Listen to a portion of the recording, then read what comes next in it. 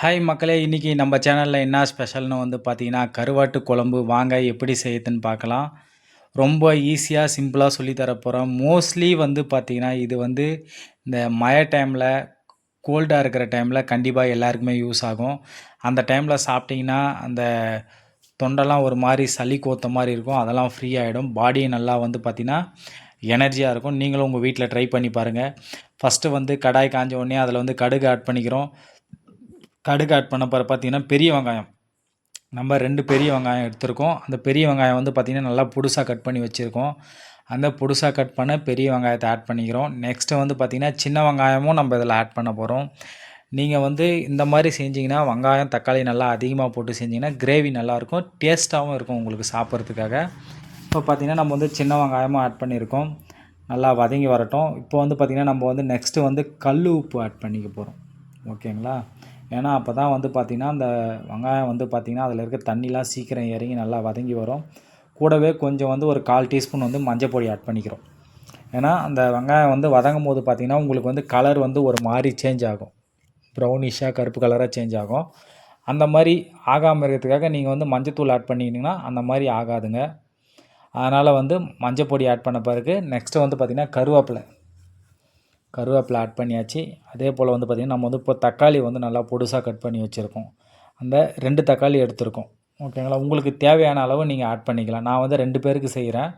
நீங்கள் தேவையான அளவு ஆட் பண்ணிக்கலாம். இப்போ பார்த்திங்கன்னா, 2 தக்காளி நல்லா பொடுசாக கட் பண்ணி வச்சுருக்கோம். அந்த கட் பண்ணி வச்சுருக்க தக்காளி ஆட் பண்ணியாச்சுங்க.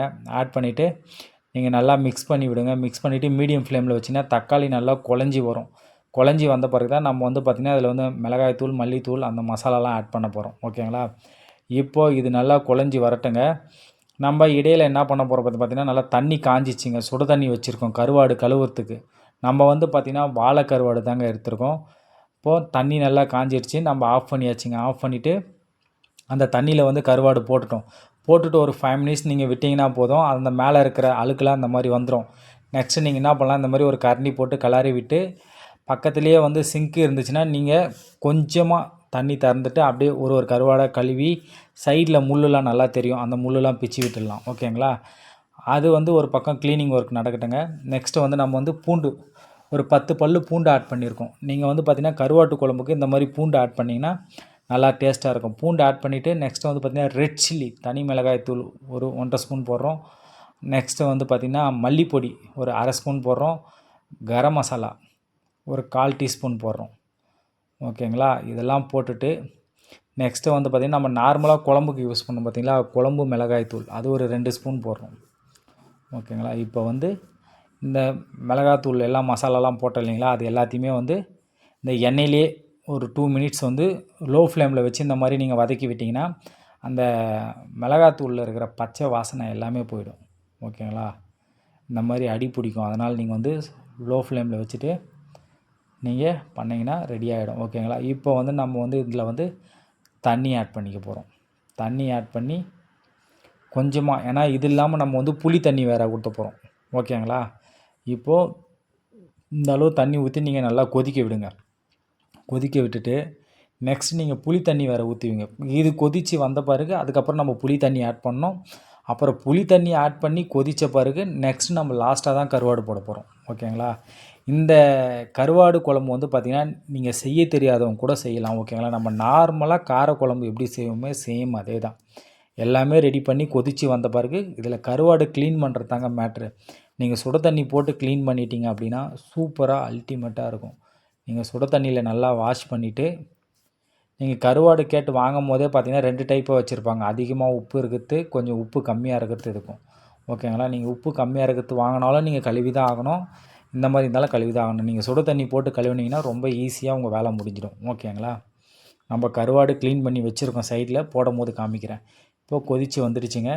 இப்போ பார்த்திங்கன்னா, நம்ம இதில் இப்போ அந்த புளி தண்ணி ஆட் பண்ண போகிறோம். இதுக்கு கொஞ்சம் புளி தண்ணி அதிகமாகவே ஊற்றிக்கலாம். ஓகேங்களா? கருவாட்டு குழம்புக்கு நல்லாயிருக்கும். மோஸ்ட்லி நீங்கள் இந்த வத்த குழம்பு அதுக்கெலாம் யூஸ் பண்ணீங்க இல்லையா, அந்த மாதிரி புளி குழம்பு புளி அதிகமாக வச்சுக்கலாம். இப்போ புளி தண்ணி ஊற்றி நல்லா மிக்ஸ் பண்ணி விட்டுட்டு நல்லா கொதிக்க விடணுங்க. இது பார்த்திங்கன்னா, இந்த கருவாட்டு குழம்பு நீங்கள் நல்லா சாப்பாடு செஞ்சு மோஸ்ட்லி நைட்டில் சாப்பிடுங்க. ஏன்னா நைட்டில் நீங்கள் சாதம் செஞ்சு இந்த குழம்பு செஞ்சு சூடாக சாப்பிட்டிங்கன்னா அந்த சளி வந்து நம்ம படுத்து தூங்கும்போது பார்த்திங்கன்னா நெஞ்சு சளி, அந்த தொண்டையிலலாம் சளி வந்துட்டு ஒரு மாதிரி சிக்கிட்டே இருக்கும். ஓகேங்களா? நல்லா சூடாக போட்டு சாப்பிட்டுட்டு அப்படியே தண்ணி குடிச்சிட்டு நீங்கள் படுத்தீங்கன்னா போதும், நல்லா தூக்கம் வரும். காலையில் ரிலீஃப் ஆகிடும். நீங்கள் மார்னிங் டைமில் சாப்பிட்றத விட நைட் டைமில் சாப்பிட்டு நல்லா ரெஸ்ட் எடுப்பீங்க இல்லையா? அதனால் நைட் டைமில் சாப்பிட்டிங்கன்னா உங்களுக்கு அதனுடைய எஃபெக்ட் வந்து இன்னும் சூப்பராக இருக்கும். இன்னும் மழை டைமில் சாப்பிட்டு பாருங்கள், இன்னும் நல்லாயிருக்கும். இப்போ இந்த புளி நல்லா மிக்ஸ் பண்ணி விட்ட பிறகு பார்த்திங்கன்னா நம்ம வந்து கருவாடு போட்டாச்சு. ஓகேங்களா? கருவாடு போடும்போது நான் காமிச்சிருப்பேன். கருவாடு நல்லா க்ளீன் பண்ணி வச்சுருக்கோம். ஏன்னா அந்த விஷயத்த சொல்கிறதுக்காக நான் கருவாடு போடும்போது அதை ஸ்டாப் பண்ணல. சரிங்களா? இப்போ கருவாடு போட்டாச்சுங்க. கருவாடு போட்டு நீங்கள் மீடியம் ஃப்ளேமில் வச்சு ஒரு 2 to 3 மினிட்ஸ் விட்டால் போதும். ரொம்ப நேரம் இருக்கணுன்றது கிடையாது. ஏன்னா ஆல்ரெடி வந்து சுட தண்ணியில் கருவாடு வந்து பாதி நல்லா வெந்துட்டு இருக்கும். ஓகேங்களா? இப்போ நம்ம வந்து போட்டு அந்த குழம்புல இருக்கிற மசாலா இதெல்லாம் ஏறினா போதுங்க. பாருங்கள், கருவாட்டு குழம்பு ரெடி. இது வந்து வாழை கருவாடு. நான் நெக்ஸ்ட் வீக் வந்து பார்த்திங்கன்னா நெத்திலி கருவாடு குழம்பும் போடுறேன். எல்லா கருவாடுமே சேம் நீங்கள் இதே ஃபார்முலாவில் குழம்பு வைக்கலாம்.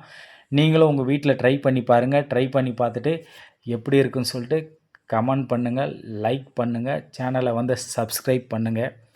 உணவே மருந்து. நீங்கள் எல்லா ஃபுட்டுமே வீட்டிலேயே ரெடி பண்ணலாம். ஒரு 5 மினிட்ஸ் 10 மினிட்ஸ் வந்து எக்ஸ்ட்ரா ஆகும்.